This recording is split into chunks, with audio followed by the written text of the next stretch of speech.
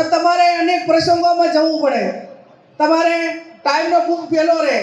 અને એટલા માટે કરીને હમણાં જે ગરીબો છે અને પૈસા વચ્ચેનો ભેદભાવ દૂર થાય અને બારે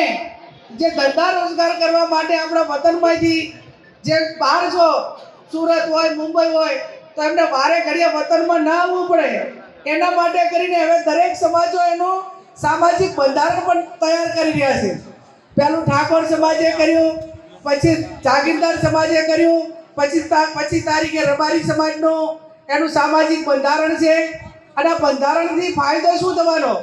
કે ધારો કે ઠાકોર સમાજે એવું નક્કી કર્યું કે વર્ષમાં 15 દિવસ એ વૈશાખ મહિનામાં અજવાળિયામાં પૂનમથી એકમથી કરીને પૂનમ સુધી આ તમામ લગ્નના પ્રસંગો કરી દેવા. એટલે કદાચ બગડે તો 15 દિવસ પણ બાકીના 11 મહિના અને 15 દાડા તો કામ કરવા થાય કે ના થાય? નહીંતર તમે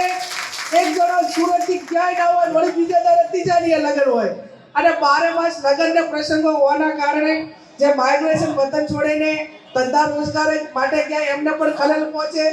એમને પણ ક્યાંક ને ક્યાંક વારંવાર આવવું પડે તો આર્થિક રીતે બધી રીતે પેલું થાય અને બીજું લોકલ લેવલ ખર્ચા ઓછા થાય.